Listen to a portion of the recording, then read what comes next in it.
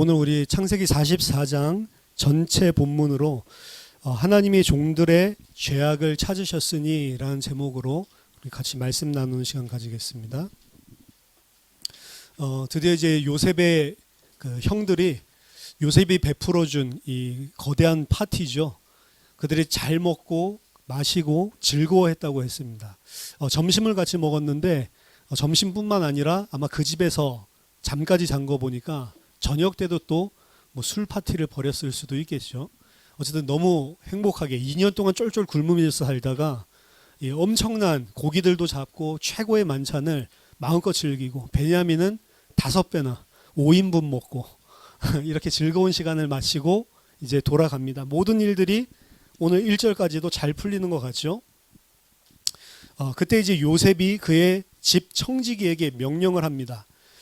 양식을 각자의 자루에 운반할 수 있을 만큼 충분하게 쌓고, 그리고 그들이 가져온 돈들도 다 돌려줘라. 그 돈들 돌려준다는 건 뭐죠? 기근이 든 거는 영적으로 본다면 영적인 기근이고, 생명이 영원한 생명이 없기 때문에 우리에 생긴 기근인데, 그 영원한 생명을 줄 수 있는 자는 예수님을 지금 모형하고 있는 요셉밖에 없는 거예요.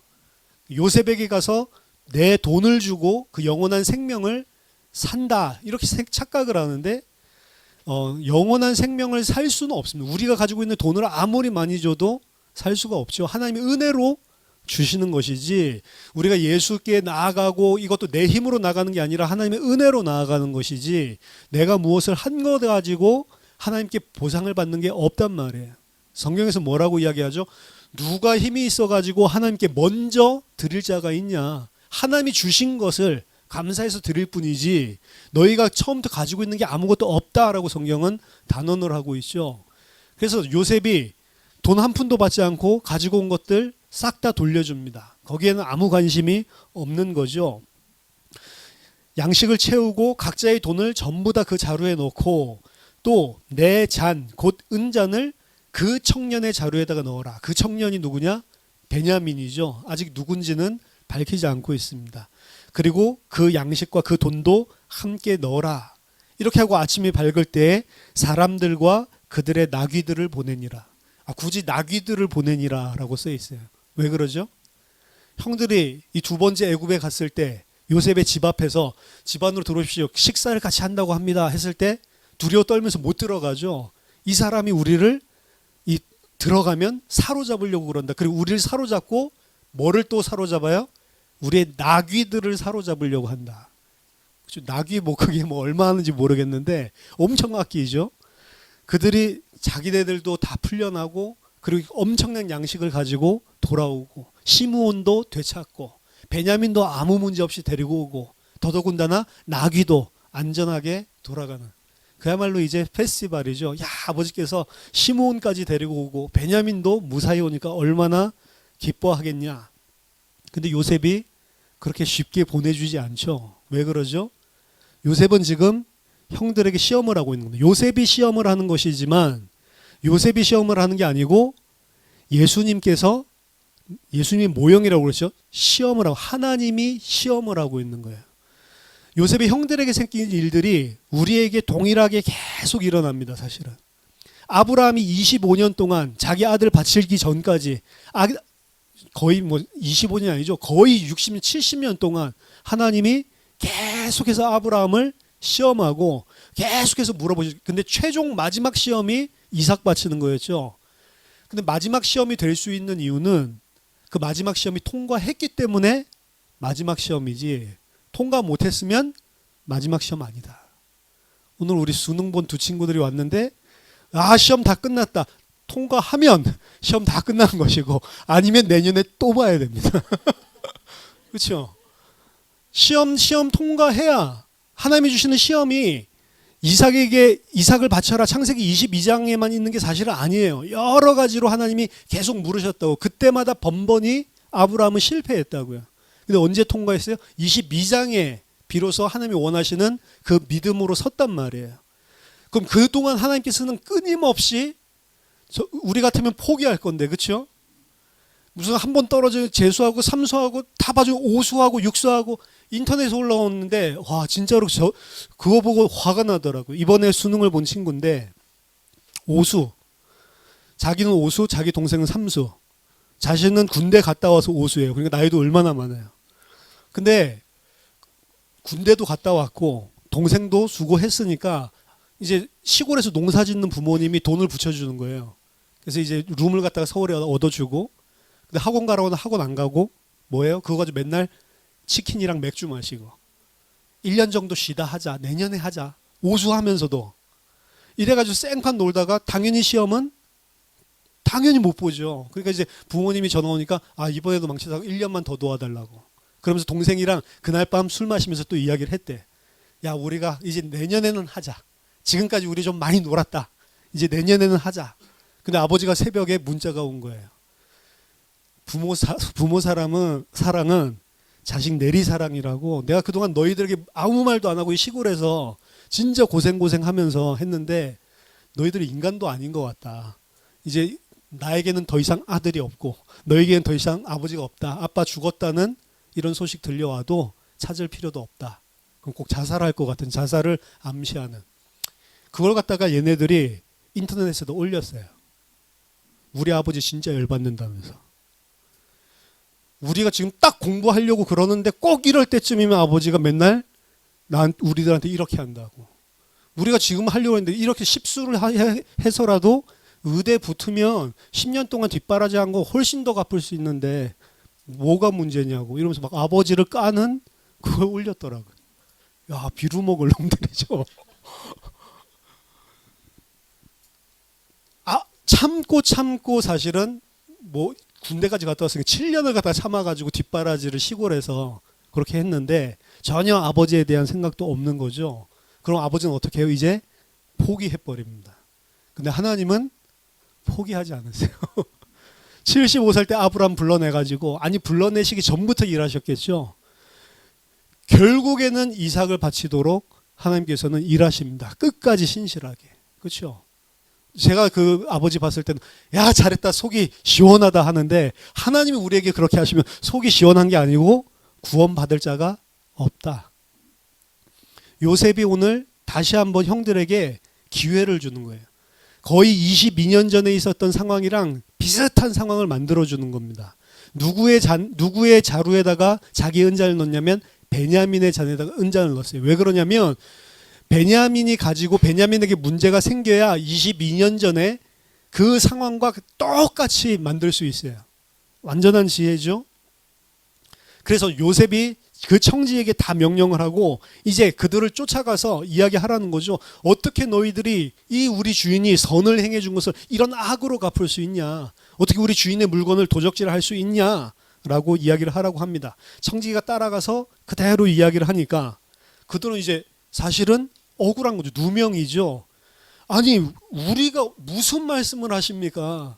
우리가 지난번에 우리가 훔친 것도 아니고 자루에 그대로 있는 돈까지도 싹 다 가지고 2배로 돈 가지고 와서 애굽에 곡물을 사러 온 사람이고 이런 은혜를 우리가 받았고 우리도 그 은혜를 아는 사람들이 우리가 어떻게 이런 악을 할 수가 있습니까? 자기네들은 결백하다는 거죠. 우리 자루에 있던 돈도 다 가져왔는데 어떻게 당신의 물건을 훔쳐서 도망간다고 도둑질한다고 말을 할 수 있습니까? 그러면서 9절에 뭐라고 당신의 종들 중 누구에게서든지 만약 우리가 도적질한 물건이 발견된다면 그는 죽을 것이고 그리고 우리는 내 주의 종들이 되겠습니다. 이게 애굽의 법입니다. 애굽에서는 죄를 진 혐의가 있는 사람 같은 사람이죠. 이 사람이 자기가 결백하다고 한다면 자기의 형량을 자기가 정하는 거예요. 나는 만약 진짜로 내가 이 죄를 지었다면 내가 이런 벌을 받겠습니다. 그러니까 합당하죠. 자기가 생각할 때도 이 죄에 대해서는 이런 벌이 합당하다라고 이야기를 했으니까. 그래서 죄를 지은 사람이 자기의 형량을 이야기하는 거예요. 근데 죄를 지은 사람이 자기의 형량을 이야기하기를 만약 자루에서 은잔이 나오면 뭐가 물건이 나오면 그 사람은 죽는 것이고 우리는 다 당신들의 노예가 되겠다라고 하는 게 자신들의 형량입니다. 근데 그 청지기가 이렇게 말하죠. 그러면 너희와 말같이 하리라 라고 하고 그 말을 싹 바꿉니다. 그것이 누구에게서 발견되든지 그는 내게 종이 될 것이요 너희는 죄가 없으리라. 말도 안 되는 거죠. 사실은 이런 법은 없어요, 애굽에. 어떻게 자기 자신이 내놓은 법, 이 죄보다 더 가벼운 것을 가지고 딜을 하냔 말이에요. 말이 안 되는 거거든요. 그 사람만 종이 될 거, 죽지도 않고 종이 될 것이고 너희들은 다 무사히 돌아가게 된다.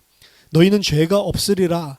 그들이 각각 급히 자루를 내려 푸니까 나이 많은 자에게서부터 나이 적은 자에게로. 그럼 베냐민부터 시작해서 루벤부터 시작해서 베냐민까지. 이게 야곱이 도망갔을 때 라반이 쫓아왔을 때도 제일 마지막에 누구 거 찾죠? 라헬의 텐트에 들어가죠. 똑같이 위에서부터 아래로 차례차례 자루를 갖다 열어서 조사하는데 그 잔이 마지막 베냐민 자루에서 발견이 됐다라고 이야기합니다. 여기 형들의 반응이 그들이 옷을 찢고 각기 짐을 나귀에 싣고 성으로 돌아가니라. 자, 옷을 찢은 장면은 요셉 내러티브에서 2번 등장을 합니다. 첫 번째 언제 등장하죠? 창세기 37장에 등장합니다. 형들이 도단에서 요셉을 팔아버리고 그 옷을 갖다가 그 순염소죠. 피를 묻혀가지고 아버지에게 가져다 주죠. 이게 당신의 아들의 옷이 아닙니까? 라고 했을 때 그 찢긴 옷을 보고 피를 보고 야곱이 어떻게 해요? 옷을 찢으면서 울고 통곡하고 심히 애통하죠. 자식들이 위로하니까 어떻게 했다고요? 그 위로를 받지 아니하니라 라고 이야기했거든요. 그게 창세기 37장에서 일어났던 사건입니다. 오늘 동일한 일이 베냐민이 지금 종이 돼서 애굽에 잡히게 될, 사로잡히게 될 그런 상황입니다. 그때 이 형제들이 옷을 찢었대요. 벌써 변화가 보이죠? 이전에는 아버지가 옷을 찢고 이렇게 했을 때에도 아버지 사실은 요셉이 살아있으면 절대로 아버지를 진짜로 위로를 해주지도 않고 그렇게 울든 말든 아버지가 그 요셉이 무슨 고통을 받든 말든 전혀 무정하게 그들을 내쳤던 자들이 이 형들이었어요. 근데 베냐민이 오늘 사로잡혀 가는데 옛날 같으면 어떻게 하죠? 자루에서 물건이 나온 사람만 노예가 되고 나머지 사람들은 평안하게 갈 것이다 라고 이야기하면 어떻게 하죠? 베냐민 잡혀가면 잘 됐다죠. 우리는 아무 죄 없으니까. 베냐민만 잡아가고 베냐민 자루와 돈은 우리가 가져가도 되나요? 이거 물어봤을지도 몰라요. 그게 형들입니다. 진짜로 22년 전을 생각해 보세요. 만약 이 똑같은 상황이 요셉에게 일어났다고 해보세요. 자기네들이 양식을 얻기 위해서 애굽에 내려갔는데 요셉의 배낭 속에 은잔이 있어가지고 요셉만 종으로 잡혀가고 자기네들은 풀려난다. 그럼 형들이 옷을 찢었을까요? 잘 됐다. 저 자식 저거 맨날 고자질하고 지가 채색하고 있고 꼴값 떨더니 하나님이 이렇게 하시는구나. 할렐루야. 그렇게 생각했겠죠? 근데 22년 후에 지금 베냐민의 사건, 똑같은 사건입니다. 왜냐? 요셉이 없어지고 난 다음에 베냐민은 요셉과 똑같은 지위를 차지했어요. 아버지가 베냐민만 사랑했고 아버지의 말투에서 우리가 계속 살펴봤죠. 베냐민만 내 아들이고 너희들은 내 아들도 아니야. 그렇죠? 너희들이 무슨 일이 생기든 말든 상관없고 나는 내 아들만 살면 돼. 베냐민만 계속 생각한다. 사실은 좀 보면서도 아버지가 아무리 자기가 사랑하는 라헬 그 아들이라도 그렇지 어떻게 이렇게 할 수 있지? 좀 야곱이 좀 지나치다 싶은 게 많다고. 그 편애하는 게 보통 편애하는 게 아니에요. 그렇죠? 우리도 자식들 있으면 편애하죠. 누구만 계속 좋아하죠. 그럼 다른 사람도 어떻게 하죠? 막 불평하죠. 편애 받는 사람은 그거를 아무 상처가 있다 없다? 없어요. 그렇죠? 근데 그 편애 때문에 자기 자신이 불이익당하는 사람한테 엄청난 상처가 사실은 되는 거거든요. 그 형제들이 자라날 때 보면 저는 그런 상처가 없어요. 막내이기 때문에 그냥 무조건 내 편이야. 무조건 뭐 잘못해도 저는 뭐 초등학교 때도 막내지만 중학교 때도 막내, 고등학교 때도 계속 막내잖아요. 평생. 그렇죠? 무조건 막내 편이야. 그 옛날에 형들은 국민학교 6학년만 되더라도 동생이 잘못했어도 네가 혼나야 돼 이렇게 했었는데 저는 6학년 돼도 막내. 중학교 때도 막내. 그렇죠. 그러니까 형들 입장에서는 얼마나 열받치겠어요. 저는 속으로 그렇지 형들이 그래야지. 그 정도만 해도 억울한데, 그렇죠? 형들이 막 나중에 억울하다고 난리를 치는데 이건 아들 취급을 안 하니까 얘만 내 아들이고 니네들은 뭐 애국 가서 살든 죽든 얘네들은 어떻게 해요? 가서 양식만 얻어와. 무슨 종 부리듯이. 그게 부모님이었다. 야곱이 전혀 안 변했어요. 요셉 때보다도 더 집착하고 더 바뀌었을 수도 있죠. 그런데도 불구하고 지금 형들은 바뀌어 있단 말이에요. 그렇죠? 베냐민이 5인분 먹을 때도 가재 눈 뜨고 쳐다보지 않고, 그렇죠? 기뻐하면서 즐거워하면서 마셨다. 이것만 나와 있죠. 왜 5배 주지? 이런 생각 안 하고, 그렇죠?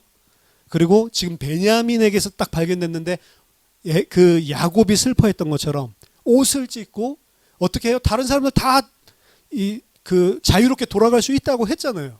근데 전부 다 그들이 베냐민과 함께 그 성으로 돌아왔다라고. 이미 돌아온 것 자체가 벌써 형들이 변화된 것들을 보여주는 거죠. 유다와 그의 형제들이 요셉의 집에 이르니 요셉이 아직 그곳에 있는지라 그의 앞에서 땅에 엎드리니 요셉이 그들에게 이르되 너희가 어찌하여 이런 일을 행하였느냐? 나 같은 사람이 점을 잘 치는 줄을 너희는 알지 못했냐? 어떻게 이걸 알아냈다고? 점쳐서 알아냈다는 거죠. 지금 아직 요셉이란 것 모르고 바로의 총리, 애굽의 총리라고 생각을 하고 있습니다. 점을 잘 치는 사람, 미신을 섬기는 사람이죠. 이방신을 섬기는 사람이죠. 요셉이. 거기에 유다가 나가서 이야기합니다. 우리가 내 주께 무슨 말을 하오리까? 무슨 설명을 하오리까? 우리가 어떻게 우리의 정직함을 나타내리까? 하나님이 종들의 죄악을 찾아내셨으니 우리와 이 잔이 발견된 자가 다 내 주의 노예가 되겠나이다. 자, 요셉이 내가 점 잘 치는 줄은 잘 치는 사람인 줄 알지 못했냐? 너희들이 숨어서 하는 일까지 내가 다 안다라고 이야기했을 때 유다가 뭐라고 이야기하냐면 당신이 그렇게 다 아는 줄 몰랐습니다. 이게 아니고 뭐라고 이야기하죠? 당신이 지금 우리를 잡아서 이곳에 들어와서 죄를 물으려고 하는 게 아니라 하나님이 종들의 죄악을 찾아내셨기 때문에 이런 일이 생긴 거다. 그렇게 이야기를 하죠. 이 유다는 어떤 사람이었죠? 창세기 38장에 보면 37장에 요셉을 판 사람, 주도한 사람이 누구예요? 유다였습니다. 루벤은 살리려고 했었죠. 루벤 없는 사이에 유다가 애굽에 팔아버렸다면 요셉을, 그렇죠? 유다가 주동자로. 그리고 나서 유다가 영적으로 완전히 최악의 상황을 맞이했는데 38장에 보면 어떻게 해요? 이방 마을로 가서 이방 여자와 결혼한 것도 아니죠. 그냥 동거하면서 애 3명 낳고 그리고 그 아둘람이라고 하는 이방인 친구랑 계속 어울려서 다니면서 나중에는 아내 죽고 나니까 이방 여자 사제, 그 창녀들 찾아다니죠. 창녀가 아니고 사제를 찾아다니죠. 그건 뭐냐면 거기에서 뭐 섬겼어요? 이방신을 그대로 섬긴 거예요. 그렇죠? 하나님도 잊어버리고 이방신 따로. 왜 이방신 섬겼을까요? 이방신 섬기면 복 받으니까. 그렇죠? 그랬던 유다가 지금 보세요. 이방 점 쳐가지고 잘 알아내고 있는 요셉이 이야기하는데 뭐라고 이야기하는? 당신이 점 잘 쳐서 알아내서 이런 일이 생긴 게 아니고 하나님이 우리들의 종들의 죄를 찾아내셨기 때문에 이런 일이 생긴 거다. 이렇게 이야기하고 바뀌었죠. 완전히. 유다에게 뭔가 대변화가 사실은 일어난 것입니다. 더 이상 이방신 이런 것들이 아니고 하나님이 보시는 관점으로 사건들을 보기 시작을 하고 하나님이 원하시는 쪽으로 사건들을 분석하고 해석을 하기 시작을 했단 말이에요. 이 일이 하나님이 하신 겁니다. 그래서 뭐라고 이야기하냐면 사실은 요셉 앞에 오면 뭐라고 이야기해야 돼요? 아까 전에 종 앞에서는 뭐라고 했죠? 형제들이 우리에게 무슨 죄가 있다고 그러면 우리는 지금 진짜 우리는 무죄합니다. 우리는 돈까지도 지난번에 들어와 있었던 것까지도 다 싸워서 근데 어떻게 그 요셉의 물건을 훔친다라고 이야기합니까? 자기의 억울함을 호소했죠. 근데 오늘 요셉 앞에 딱 다가와서는 유다가 변명합니까? 변명을 한마디도 안 해요. 왔으면 변명을 해야죠. 요셉 앞에 와서. 진짜로 우리가 한 거 아닙니다. 이 돈도 누가 넣었는지 모릅니다. 우리가 돈을 갖다가 밤에 그 훔쳤다고 생각합니까? 불가능하지 않습니까? 이거 우리가 한 게 아닙니다. 뭔가를 자기의 이야기들을 계속 해야 되는데 그냥 우리는 죄인이다 이 사실을 인정해버려요. 내가 주께 무슨 말을 할 수 있습니까? 무슨 설명을 하겠습니까? 어떻게 해야 우리 정직함을 나타낼 수 있습니까? 우리는 어떤 자냐? 죄 있는 자다라는 걸 알아요. 하나님이 우리의 죄악을 발견하고 알아내셨다. 그 죄악은 뭐죠? 지금 죄 졌어요? 안 졌어요? 안 졌죠? 근데 그 죄는 뭐예요? 22년 전에 그 죄를 이야기하는 겁니다. 시므온이 사로잡혔을 때에도 무슨 생각했죠? 우리가 요셉의 일 때문에 하나님이 벌을 물으시는구나. 이렇게 생각했었죠. 그렇죠? 불과 수개월 전에. 지금 이 일이 또다시 발생한 걸 보면서 유다가 이건 진짜 하나님이 우리의 죄를 알아내셨고 하나님이 우리의 죄를 묻고 계시는 거구나. 똑같은 상황들 속에서 그럼 어떻게 해야 될 거냐 이겁니다. 그 죄가 뭐였죠? 지금으로 친다면 베냐민 저버리고 자기네들은 돈을 가지고 아버지께로 돌아가는 거예요. 그렇죠? 그게 22년째 자기네들이 했던 거란 말이에요. 근데 그 죄를 하나님이 아셨다. 그럼 지금 어떻게 해야 돼요? 절대로 그거를 반복해서는 안 되는 거죠.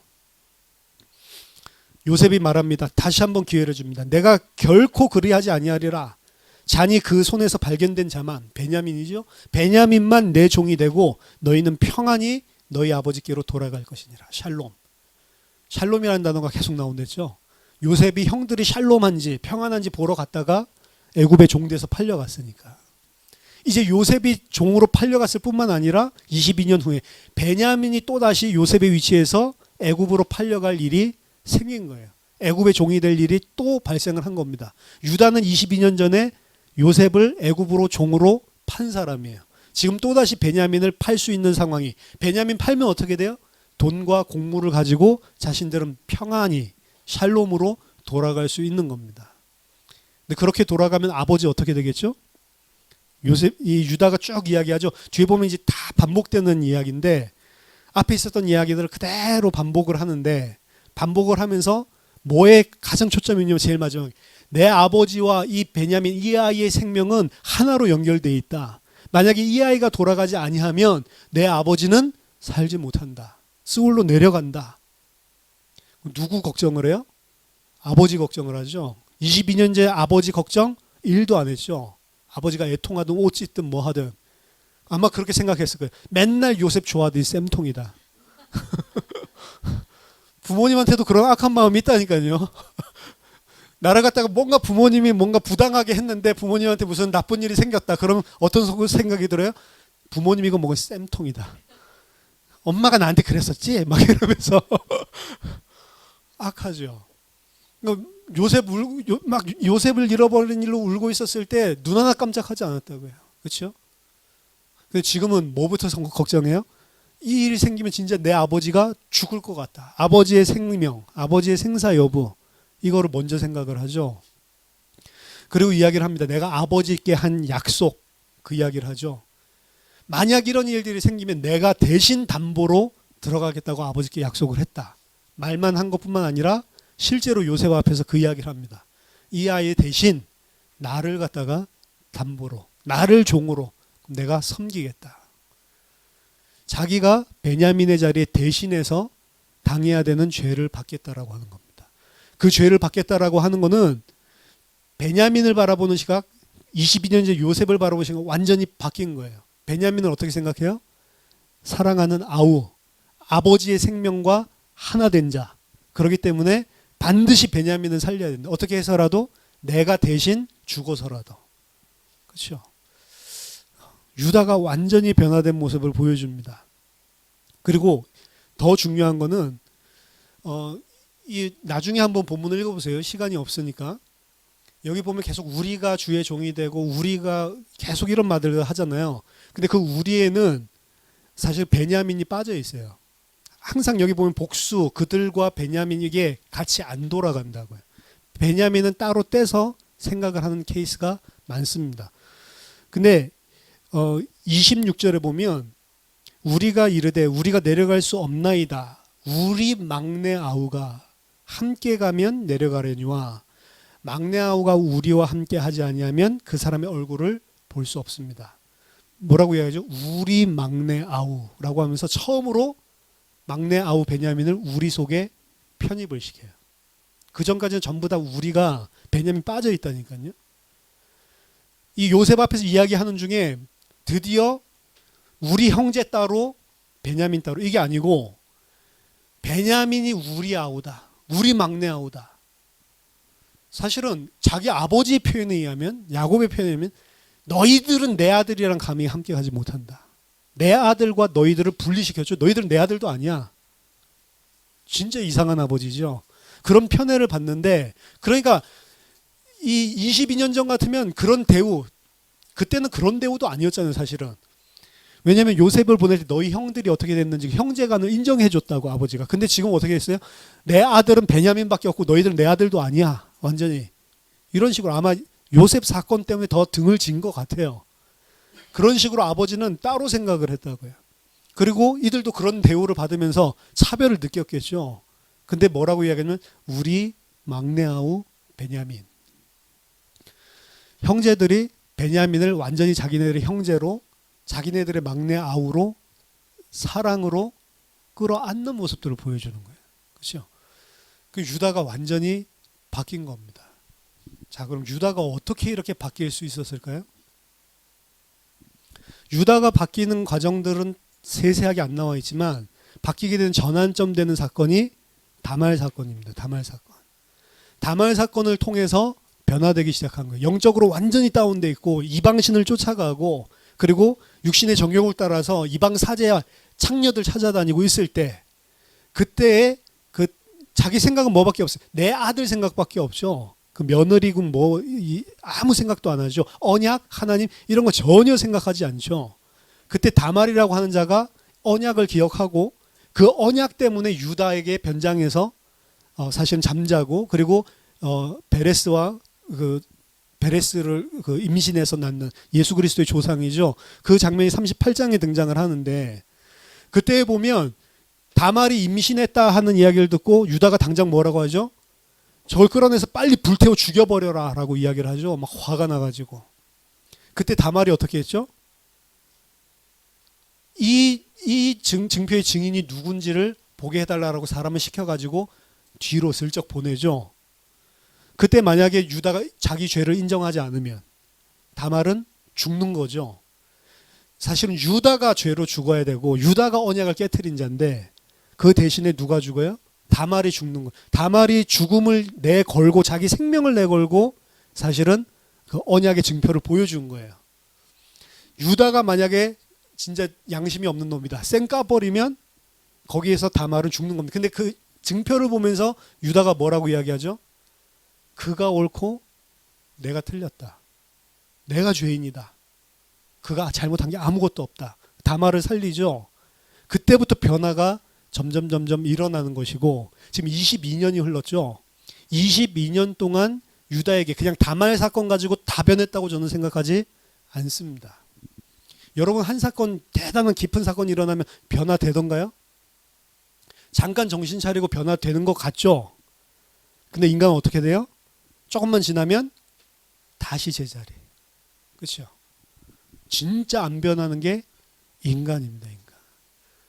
그래서 교회 안에서 막, 내가 진짜 진짜 하나님 은혜 줘가지고, 아이고, 내가 진짜 죄인이었어요. 내가 진짜 이 사람들 볼 때 막 이렇다 이러는 막 불만 불평하고 막 이 사람 어떻게, 근데 그게 다 저라고요. 이러면서 막 하면, 와, 진짜 은혜 받았구나. 이제 변화되겠구나 생각했는데, 다음 주에 오면 또 확 돌아서 이것들 진짜 또 이러고 있죠. 그러다 또 한 2달 지나서 아이고 하나님 은혜 줘가지고 막 울면서 이번에 진짜구나 이랬는데, 또 일주일 지나면 또 확 돌아가 있죠. 사람 진짜 안 변해요. 사람 변한다고 하는데 더럽게 안 변합니다, 진짜로. 그러니까 아브라함도 더럽게 안 변하는 거예요. 더럽게 안 변하는데 하나님의 능력이 있습니다 이래서 확 바뀌는 게 아닙니다. 하나님은 우리를 어떻게 바꾸시냐면 갑자기 어느 날 천사 같은 마음이 생기는 게 아니에요. 하나님 우리를 갖다가 바꾸시는, 진짜 내가 깨달을 수밖에 없는 사건을 허락하시는데, 그때 잠깐 돌아온 척 했다가 우리는 어떻게 돼요? 또다시 원래 그 자리로. 또 사건이 이렇게 또 돌아선 것 같다가 내가 그 지난번에도 그랬었는데 아이고 이러면 안 되지 했다 또 그 자리로. 이게 계속 무한 반복이에요. 그걸 갖다가 견뎌야 되는데 하나님은 견뎌주신다고요. 이걸 우리가 자식 키우는 거 보면 알 수가 있습니다. 아이들을 키울 때 진짜 무한 반복이에요. 말 더럽게 안 듣습니다. 하라고 하는 거 죽어도 안 해요. 그렇죠? 근데 죽어도 안 해가지고 혼날 때, 눈물 콧물 싹 뺄 때, 그때 잘못을 뉘우친다니까요. 그럼 고쳐지던가요? 안 고쳐져요. 또 일주일 지나, 일주일도 아니야. 바로 다음날 또다시 반복되죠. 그러니까 저도 집안에서 맨날 그것들을 매일매일 발견을 하고 있습니다.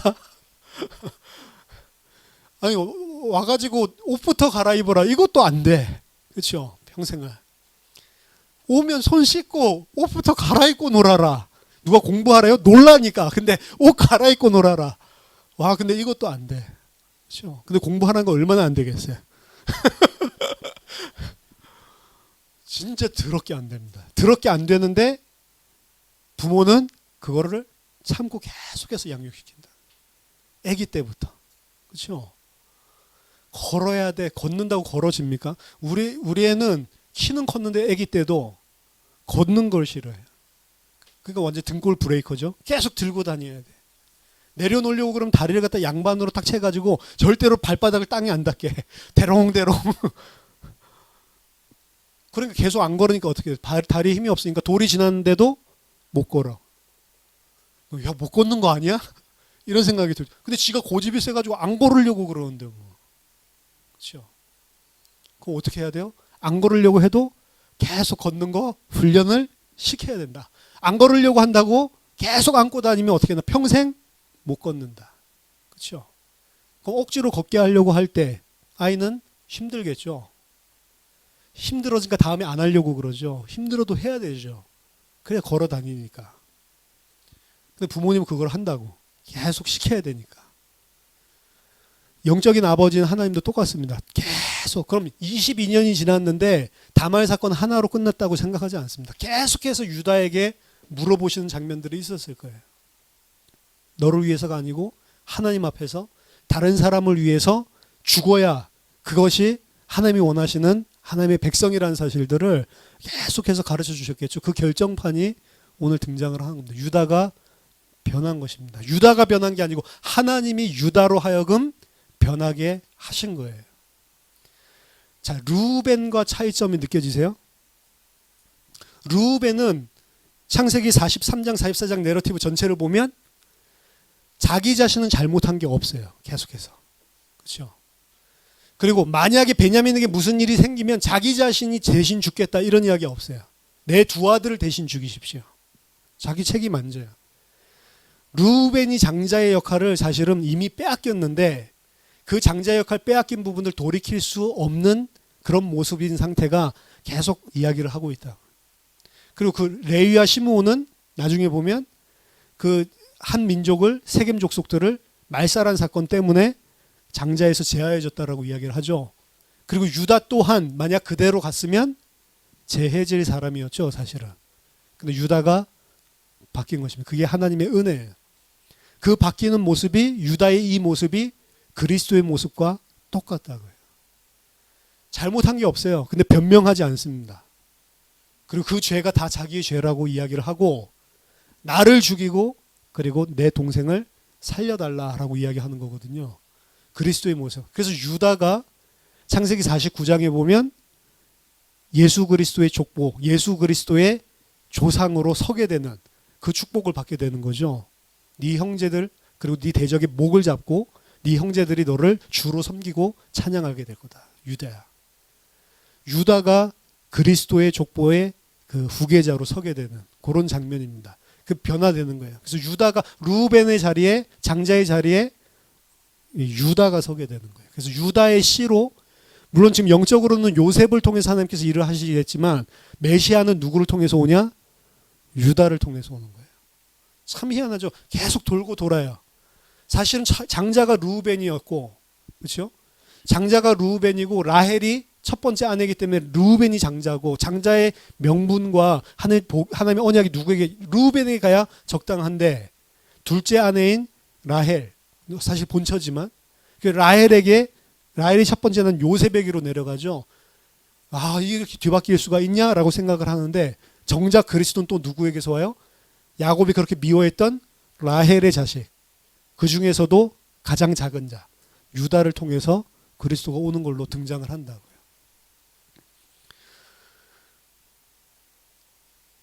유다가 이전에 요셉을 팔고 그 요셉을 판 대가로 형제들 위에 왕노릇 하려고 루벤을 누르고 왕노릇 하려고 했었던 게 아버지가 위로를 받지 않으면서 어떻게 바뀌었냐면 형제들의 평가에서 내리막길을 걷기 시작하고 그 내리막길을 걷기 시작한 게 38장에 이방인과 함께 완전히 타락하게 되는 그 유다의 모습이었는데 지금 완전히 뒤바뀐 이 모습을 보여줍니다. 이로써 시험 통과. 45장에서 그래서 이제 요셉이 자기 자신을 밝히는 거예요. 만약에 이 베냐민을 또 버리고 가려고 한다. 그럼 요셉이 어떻게 했을지 모르겠어요. 그냥 거기서 죽여버렸을 수도 있는데 그 형제들이 이 악한 것들 하면서 요셉이 그리스도의 모형이라고 한다면 또다시 사건을 일으키시겠죠. 그렇죠? 근데 이 내러티브에서 여기서 끝나서 망정이지 여기서 못 깨달았으면 다 죽었을 것 같다 이런 생각이 들더라고요. 우리는 다 죽어야 되는 그 사건들을 하나님이 허락하시면서 조금씩 깨닫게 만들어줍니다. 이 유다는 이제 형제들을 대표하는 거예요. 이 형제들의 변화를 보세요. 이거는 마치 창세기 4장 사건과 비슷합니다. 창세기 4장 사건의 편애의 사건으로 인해서 하나님이 편애하죠. 가인과 가인의 예물은 받지 않고 아벨과 그 예물은 받으신지라. 가인이 드린 예물이 문제이기도 하고 왜 가인이 바쳤으니까 예물도 적시가 돼 있고 가인도 적시가 돼 있어요. 가인 자체를 싫어해. 왜? 몰라요. 그냥 편애라고 편애. 하나님 마음.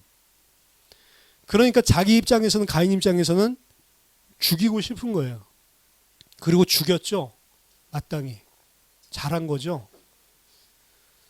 죽이고 싶었고 죽였습니다. 근데 형들이 지금 이 요셉 내러티브에서 형들도 똑같은 거예요.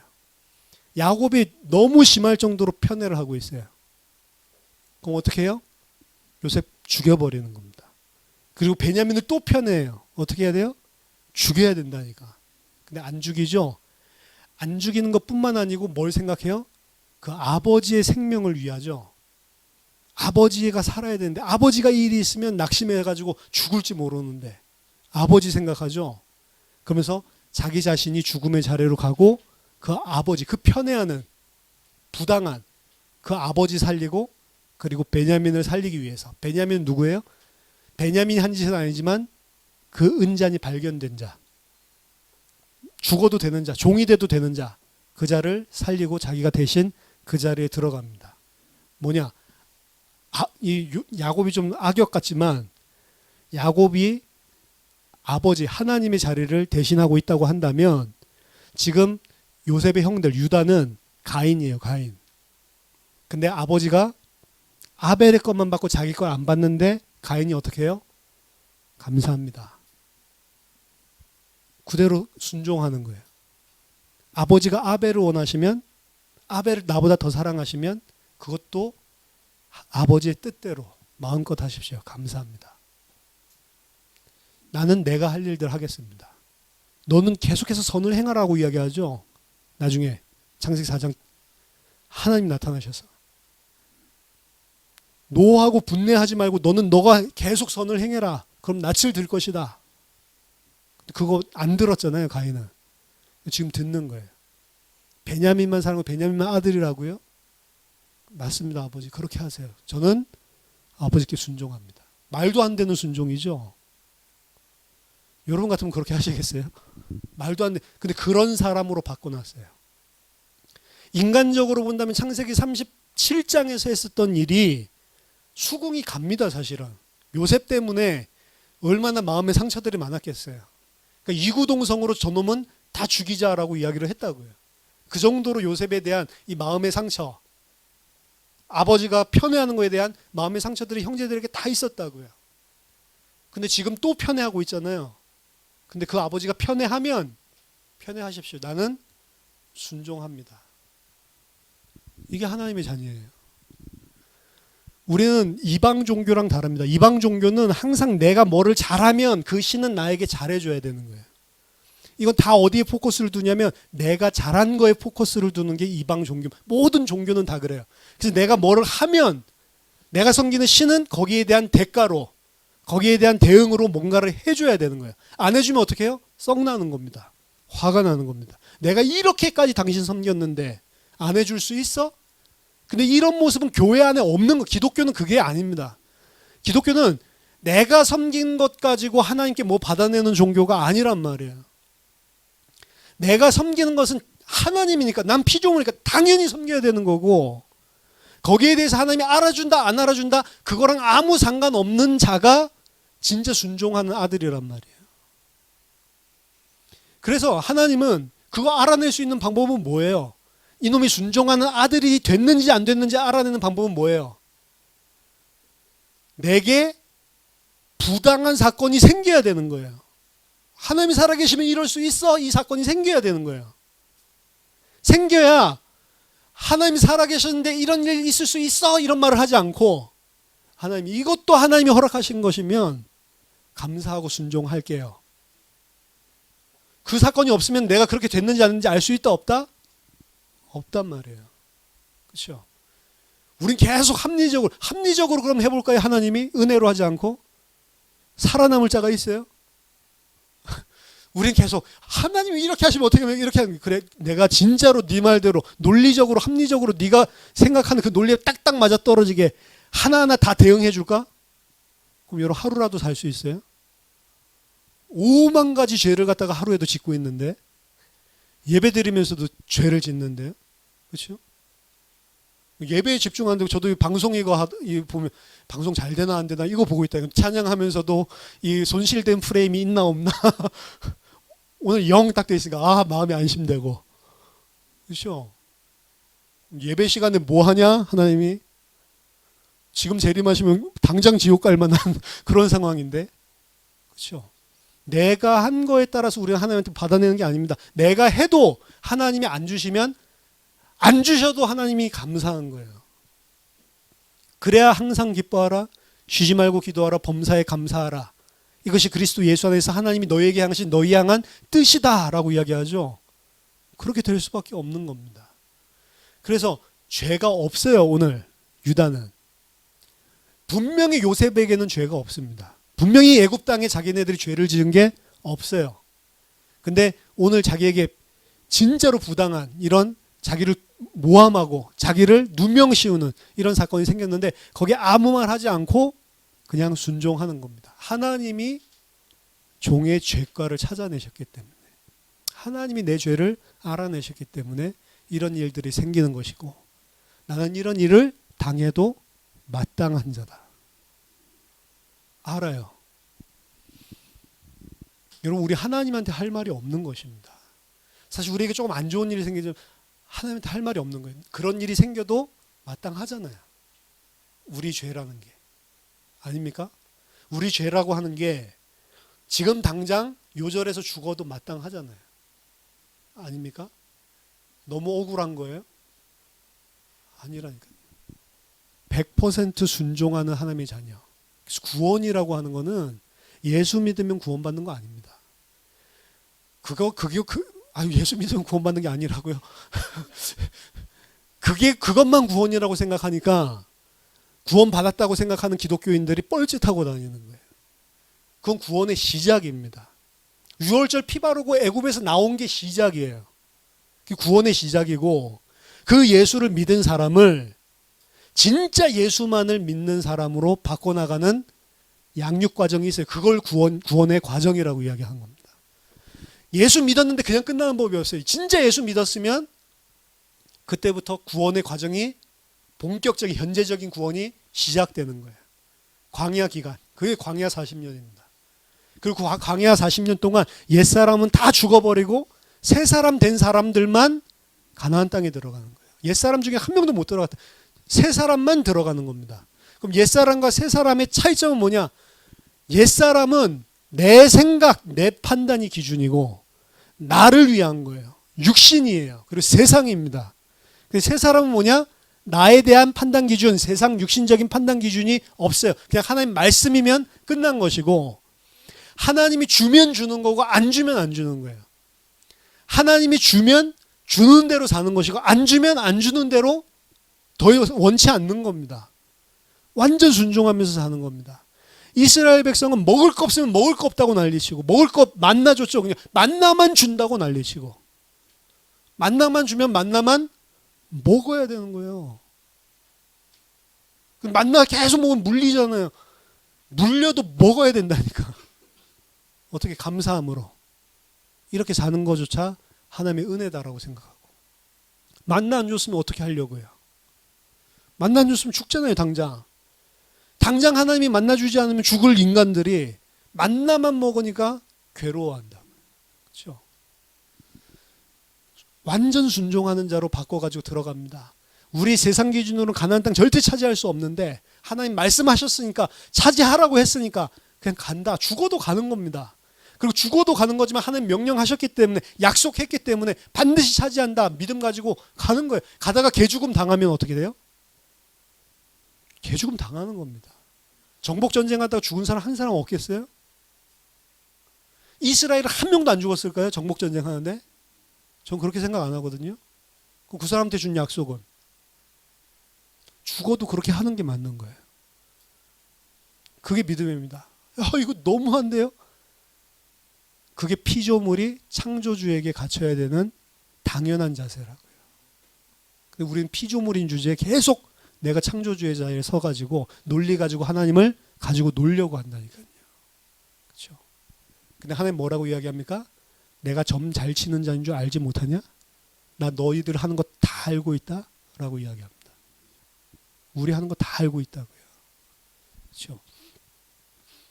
우리에게 생기는 나쁜 일이 있다, 고통이 있다, 고난이 있다, 감사하시기 바랍니다. 우리에게 진짜로 이 부당하게 생기는 그러한 고통은 없어요. 사실은 모든 고통은 사실은 우리 죄인이기 때문에 마땅히 당해야 되는 고통들입니다. 그래도 그렇죠. 이거 너무 베냐민 이 사건은 너무 이 모함이잖아요. 이거는 완전 누명이잖아요. 완전 누명인데 그 사건 자체가 아니고 유다는 22년 전을 생각하고 있다. 나에게 이런 일이 일어나도 싸다. 그때는 내 육신 따라 했지만 지금은 어떻게 해요? 진짜로 하나님 앞에서, 내가 섬기는 그 하나님 앞에서 내가 죽더라도 다말이 했던 것처럼 우리 아버지 살리고 베냐민 살려야겠다. 그 사람으로 만드는 거예요. 그에게 다윗의 왕권이, 그리스도의 왕권이 후계자로 올 왕권을 유다에게 주는 겁니다. 그래서 지금도 유다 지파라고 하는 거예요. 유대인이라고 하는 겁니다. 왕권이 누구에게가요? 유다에게. 그 유다는 어떤 사람이었어요?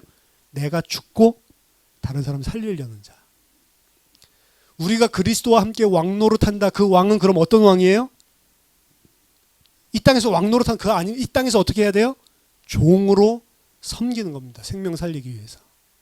나는 죽고 다른 사람 살리기 위해서 섬기는 자. 그게 하나님 나라의 왕이라고요. 예수님이 이 땅에 와서 그래서 어떻게 했죠? 왕노릇 했어요? 안 했다니까. 자기가 대신해서 죽고 섬겼다니까요. 우리는 그리스도와 함께 왕노릇할 자이기 때문에 하나님의 백성이 예수 믿어서 구원받았으면 그때부터 그리스도와 똑같은 왕노릇을 할 자로 바꾸시고야 합니다.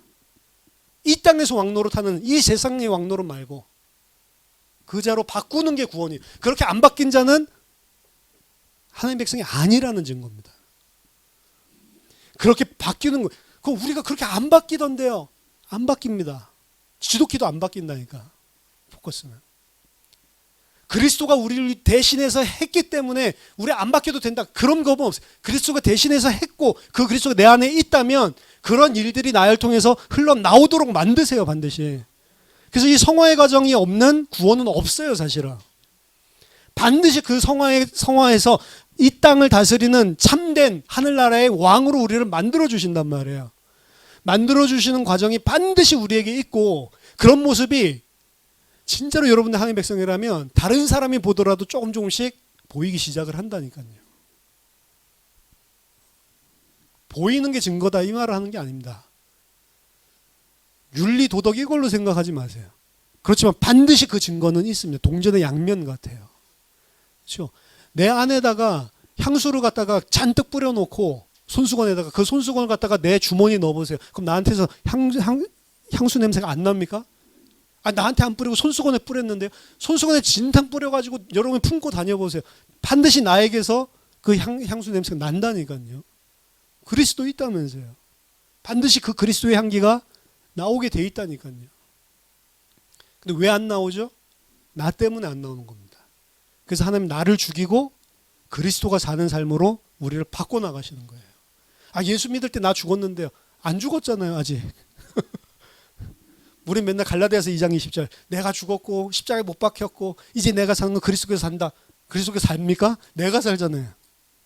근데 내가 하나님의 백성이고 진짜 그리스도가 내 안에 있는 게 맞다면 그리스도가 사는 삶으로 바꾸는 과정이 있단 말이에요. 근데 그 과정이 억울한 누명도 쓰고요. 내게 생기지 않아야 되는 그런 고통도 오고 내가 잘못해서 오는 고통도 있지만 그런 고통은 당연한 거지만 너무 부당해. 이런 고통도 오고 내가 내 힘으로 견딜 수 없는 그런 사건들이 생긴단 말이에요. 그럴 때 순종하는 자냐 아니냐.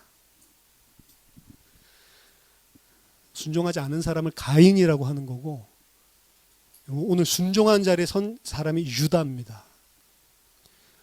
하나님께서 우리의 죄를 다 알아내셨으니 하나님 우리 만들어내는 과정이란 말이에요. 그래서 우리에게 생기는 것들은 우연히 생기는 일이 하나도 없다.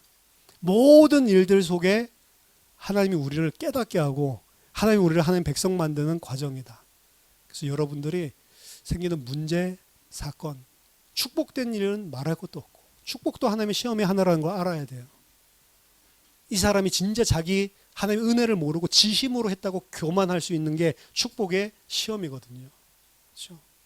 축복받으면 반드시 그 시험에 통과 못하는 사람이 있어요. 그럼 하나님 어떻게 해요? 계속 축복. 계속 축복? 아니죠. 이 시험도 계속 주시지 좀. 계속 축복만 받게. 하나님 깨닫도록 네 힘으로 된 거 아니다라는 거를 인정할 수밖에 없는 사건을 또 일으키십니다. 너가 은혜로 된 거지 네 힘으로 된 거 아니야. 그렇죠? 저와 여러분들이 하나님의 백성으로 하나님 앞에 서서 모든 것들을 판단하고 순종하는 하나님의 백성, 하나님의 아들들로 장성하시기를 예수 이름으로 축원합니다.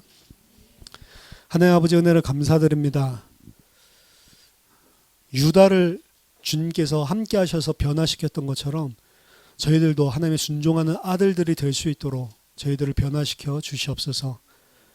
어떠한 상황이든지 그 누가 생각하더라도 억울한 상황 속에서도 하나님께서 하시는 일들을 보고 하나님께 순종하고 하나님께 영광 돌리는 자 될 수 있도록 축복해 주시옵소서. 예수 그리스도 이름으로 기도하옵나이다. 아멘.